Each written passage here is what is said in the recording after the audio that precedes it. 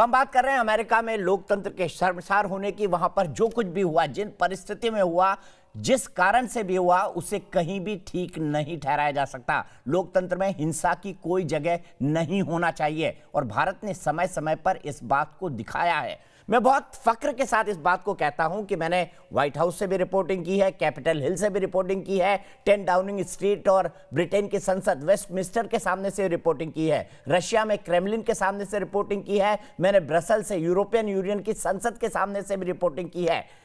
सिर्फ चाइना नहीं गया हूं क्योंकि वहां पर लोकतंत्र है ही नहीं। मैं सिर्फ इतनी बात कहना चाहता हूं कि भारत का लोकतंत्र क्यों महान है। एक वोट से अटल बिहारी वाजपेयी की सरकार को भी हमने गिरते हुए देखा है। देश के सबसे बड़े दल को उस वक्त 1996 में जो लोकसभा में बीजेपी हुआ करती थी, उसको भी लगभग 17 महीने सत्ता से बाहर रहकर एचडी देवेगौड़ा और इंद्र कुमार गुजराल को प्रधानमंत्री मानते हुए देखा है। बड़े से बड़े राजनीतिक विवाद के बाद भी सत्ता का हस्तांतरण देखा है। इसीलिए हम कहते हैं कि सांस्कृतिक इतिहास से हम दुनिया के सबसे पुराने लोकतंत्र हैं और दुनिया के अब हम सबसे बड़े और सबसे सशक्त लोकतंत्र हैं। सबसे पहले मैं पूरे पैनल को इंट्रोड्यूस कराना चाहूंगा। गोपाल कृष्ण अग्रवाल जी, नेशनल स्पोक्स पर्सन बीजेपी के, मेरे साथ जुड़े हुए हैं। जेके त्रिपाठी जी, फॉर्मर डिप्लोमेट, मेरे साथ जुड़े हुए हैं। विवेक श्रीवास्तव जी, लेफ्ट के लीडर, मेरे साथ जुड़े हुए हैं। आत्मा सिंह जी, पॉलिटिकल एनालिस्ट हैं और साथ ही साथ बहुत शानदार यूट्यूब चैनल चलाते हैं यूएस के अंदर। पूर्णिमा नाथ जी ट्रंप के सपोर्टर हैं। साथ ही साथ जसदीप सिंह साहब हैं, जस्सी भाई, जो कि ट्रंप की कैंपेन संभाला करते थे। शुरुआत में जस्सी भाई से करूंगा। जस्सी भाई, जो पॉइंट्स अभी त्रिपाठी साहब ने कहे, आप उसका जवाब देना चाहते थे। सबसे पहले मैं आपसे यह जानना चाहता हूं कि जो बातें कही जा रही हैं, अभी मैंने एक ट्वीट पढ़ा, एक वरिष्ठ पत्रकार ने लिखा है कि चूंकि ट्रंप ने सभी वहां की जो परंपरागत संस्था हैं उनसे लोहा ले लिया, इसलिए मिलकर ट्रंप को घेर कर निकाला गया वहां से। क्या आप इसको सही मानते हैं? एक विचार भारत में यह भी है, आलोचना के साथ साथ लोग ये भी सोचते हैं।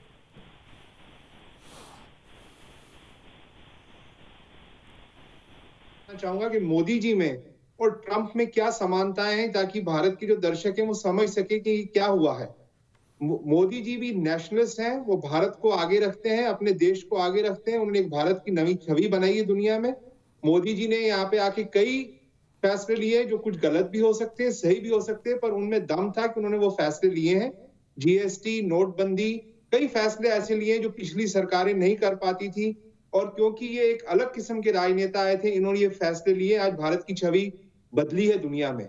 वही हमने डोनाल्ड ट्रंप में देखा। अमेरिका में उन्होंने अमेरिका फर्स्ट रखा, मेक अमेरिका ग्रेट अगेन का उन्होंने नारा लगाया। अमेरिका की दुनिया भर में उन्होंने छवि जो है, इनको नेशनलिस्ट नहीं कहा जाता, इनको फासीवादी फैसिस्ट कहा जाता है। They are both fascist. एक व्हाइट सुप्रीमेसी की बात करता है, एक हिंदू सुप्रीमेसी की बात करता है। अच्छा, विवेक श्रीवास्तव जी, सुन लीजिए ना उनको, प्लीज सुन लीजिए। क्यों वैचारिक आतंकवाद फैला रहे हैं आप? बोलिए कि ट्रंप व्हाइट सुप्रीमेसिस्ट है या नहीं। अच्छा, क्यों वैचारिक आतंकवाद खिला रहे हैं? मैं गोपाल कृष्ण अग्रवाल के पास जाऊंगा। ट्रंप, जस्सी भाई कंप्लीट करिए। आपको व्हाइट सुप्रीमेसी की स्पेलिंग भी नहीं आती होगी, आप आज बोले जा रहे हैं व्हाइट सुप्रीमेसिस्ट हैं। आप कैसे कह सकते हो व्हाइट सुप्रीमेसिस्ट हैं? जो हिंदुस्तानियों के खिलाफ ट्रंप ने किया, आप उससे सहमत हैं? क्या किया? ट्रंप गिने चुने देशों में गया, उसमें से भारत एक था। भारत को सबसे ऊपर दिया है। उसने भारत के प्रधानमंत्री को यहाँ पे आके इतनी इज्जत दी है। भारत एक ऐसा देश था जहाँ मोदी, वीजा की बात करो, अपने देशों की नहीं चाहता था कि इंडियंस को वीजा मिले। अरे विवेक जी, लकीर की फकीर मत बनिए। विवेक जी सुन तो लीजिए बात को। विवेक जी सुन लीजिए, जस्सी भाई कंक्लूड करिए। डोनाल्ड ट्रंप भारत का प्रधानमंत्री नहीं है, अमेरिका का राष्ट्रपति। उसने पहले अमेरिका के बारे में सोचना है, आप ये भी तो ध्यान रखिए ना। लेकिन भारत को उसने बहुत प्रेफरेंस दिया, वो अमेरिकन पॉलिसी है। तो आप बोलिए ना, he is anti Indian, but it is okay to be anti Indian. आपके हिसाब से थोड़ी बोलेंगे विवेक जी, आपके हिसाब से थोड़ी बोलेंगे भाई, वो अमेरिकन सिटीजन है। आपके हिसाब से थोड़ी बोलेंगे। शी जिनपिंग की तरह आप पूरी दुनिया को अपने हिसाब से नापना चाहते हैं। Supremacist, he is the fascist. आपको फैसिस्ट की स्पेलिंग भी नहीं मालूम, मतलब क्या समझेंगे? अच्छा, फासिस्ट की स्पेलिंग है बता दीजिए विवेक श्रीवास्तव जी। फासिज्म, फासिस्ट की स्पेलिंग और डेफिनेशन बता दीजिए। FASCISM, don't teach me all that. I am a qualified engineer and I don't need your lesson in it, so talk sensibly with me. आपके पास अगर H1B वीजा का डेटा है इन श्रीमान के पास, तो इनसे पूछ लीजिए। विवेक जी सुन लीजिए प्लीज, सुन लीजिए, हर डिबेट में मत गुस्सा करिए। भारत के खिलाफ था, भारतीय लड़के जो वहां जाके नौकरी करना चाहते थे उसके खिलाफ था और एंटी इंडियंस था। विवेक जी, आप लेकिन उसको नहीं मानेंगे। वो व्हाइट सुप्रीमेसिस्ट फासिस्ट थे, ये सच्चाई है।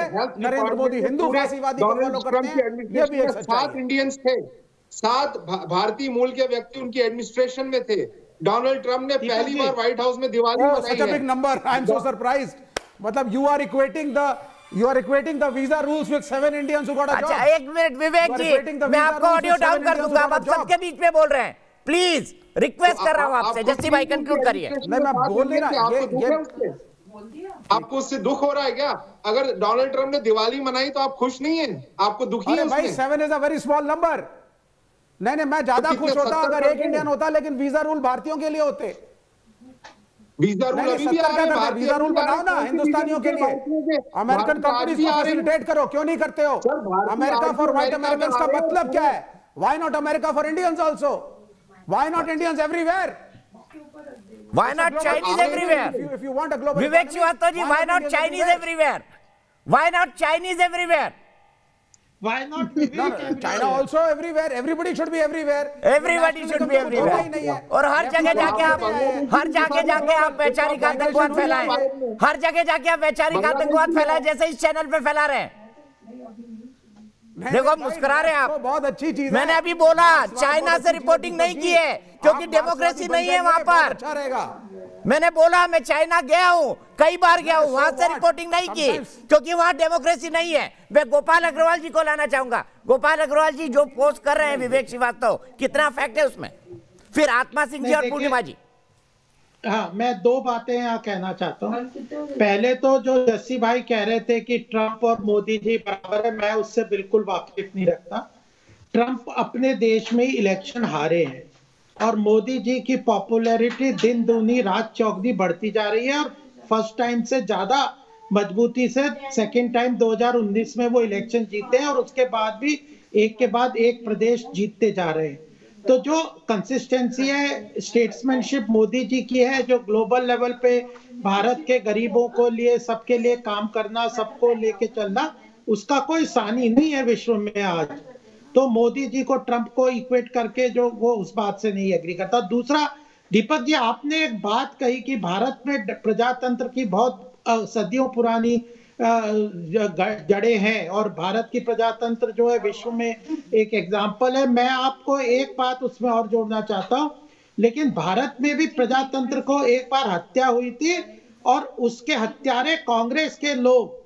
अगर डेमोक्रेसी में भारत की रैंकिंग होती है तो 98% की होती है, 2% कम होती है और वह 2% इसलिए कम है ग्लोबल रैंकिंग में क्योंकि इमरजेंसी के वो 2 साल हमारे लिए प्रजातंत्र की पूरी तरह हत्या हुई थी और उसके हत्यारे कांग्रेस के और लोग आज मोदी जी और उसके प्रति उनके पीछे इसी तरह पड़े हुए हैं। राष्ट्र हित को ताक में रख के उसके भारत के हित की बातें करते हैं। और ये विवेक जी तो इनके बारे में तो बिल्कुल सही बात है कि चाइना में बारिश होगी तो भारत में छाता लेके घूमते रहेंगे। ये इनका तो कोई वजूद ही नहीं है इसके बारे में। इसमें मैं तो इंडिया की बात कर रहा हूँ ना। ठीक है, मैं सीधे आत्मा सिंह जी के पास चलता हूँ। आत्मा सिंह जी थोड़ा इंडियन कॉन्टेक्स्ट में आते हैं क्योंकि आप भारत की राजनीति को आप भी उतनी अच्छी तरह समझते हैं, पूर्णिमा भी उतनी अच्छी तरह समझती है। मैं आपसे समझना चाहूंगा, क्या जानबूझकर मोदी विरोध के नाम पर 2019 के बाद पे खास तौर पर फासिज्म फासिज्म फासिज्म ये शब्द बार बार दोहरा के वैचारिक आतंकवाद फैलाया जा रहा है? और ट्रंप को मोदी जी से इक्वेट करने का भी कोशिश किया जा रहा है। मंदबुद्धि को भैया, विवेक मंदबुद्धि भैया, आप अपना वॉइस बंद कीजिए, अब मत बोलिए।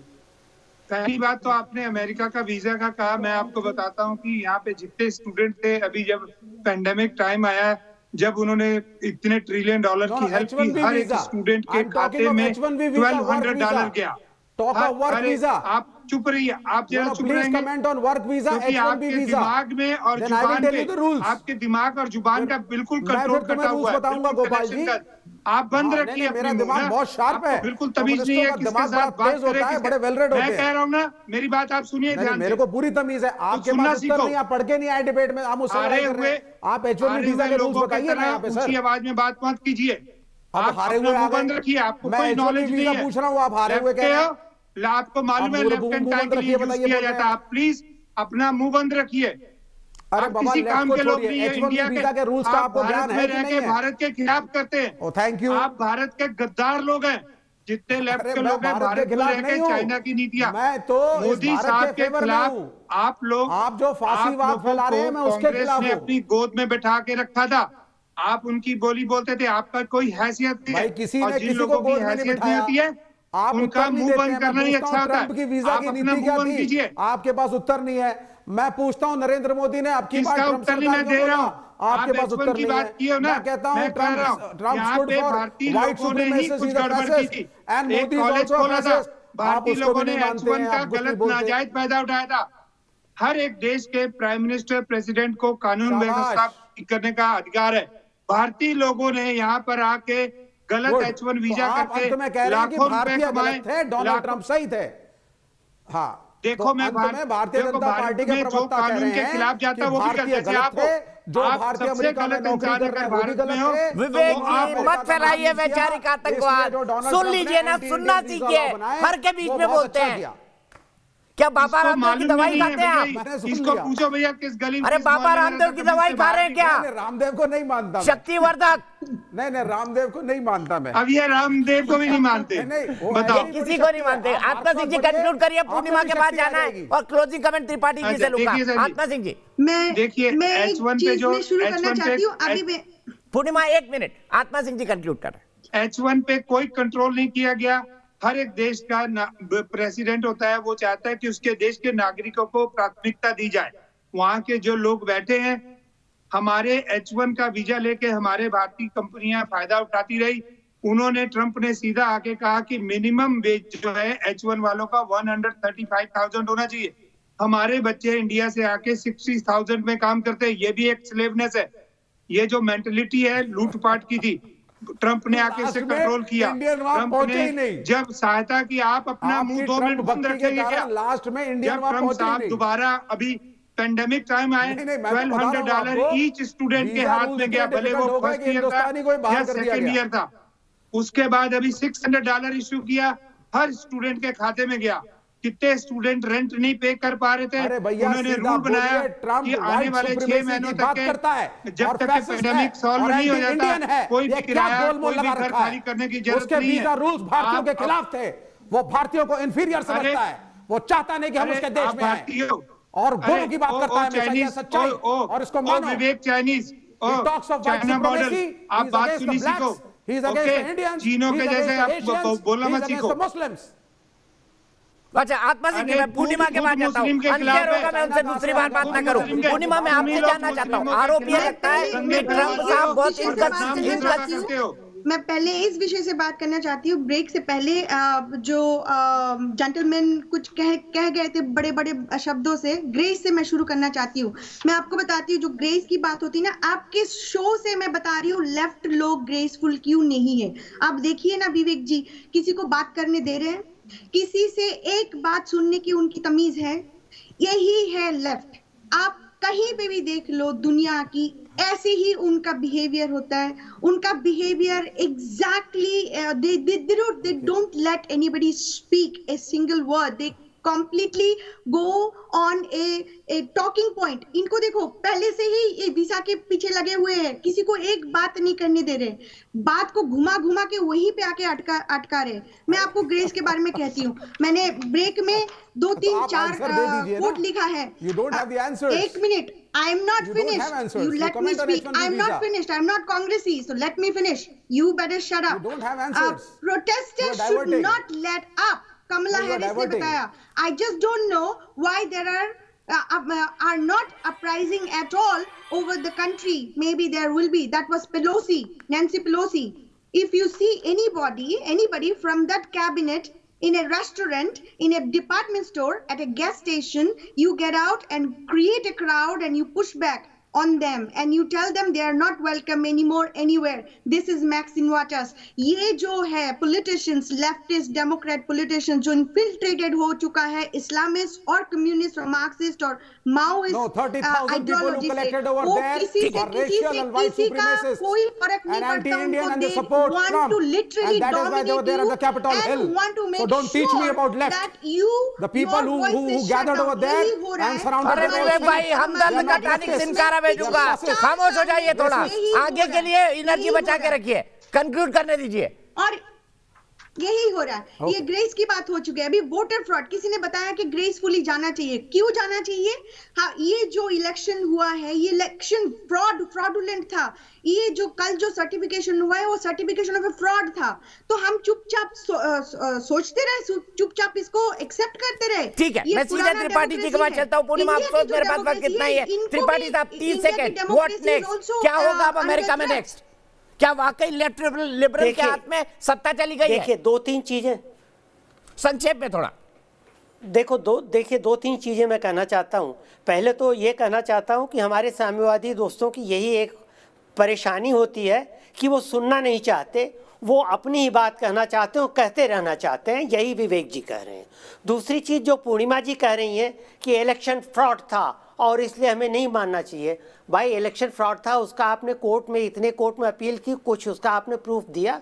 कहीं नहीं दिया, कोर्ट ने में नहीं दिया। सीनेट की अध्यक्षता की माइक पेंस ने, उन्होंने भी ये कहा कि नहीं हम ये मान रहे हैं, फिर भी आप अड़े हुए हो एकदम अड़ियल टट्टू की तरह। खैर, मैं ये अब कहना चाहता हूँ कि इसमें भारत के परिप्रेक्ष्य में देखें तो भारत और नई सरकार के आने पर भारत और अमेरिका के संबंधों में कोई खास फर्क नहीं पड़ने वाला है, क्योंकि सरकारें आती जाती रहती हैं। ये फर्क विदेश नीति से होता है। विदेश नीति जो है, डेमोक्रेसी में विदेश नीति जो है वो नेशनल इंटरेस्ट पे होती है, चाइना की तरह या डिक्टेटरशिप की तरह डिक्टेटर के विम पे नहीं चलती। ठीक है, मैं यहीं पे रुकूंगा। अफसोस जस्सी भाई, मेरे पास वक्त इतना ही है, एक दिन और बैठेंगे, लंबी बहस करेंगे। लेकिन मैं बता दूं देश की बहस में हमारा आज का सवाल क्या था और उसका जवाब क्या है। देखिए, हमारा आज का सवाल था, दुनिया को भारत के लोकतंत्र से पाठ सीखना चाहिए। हाँ कह रहे 90% लोग, लेकिन ये 10% कौन है आप खुद फैसला कर सकते हैं। देश की बहस में आज इतना ही। आगे देखिए नेशन इन्वेस्टिगेशन।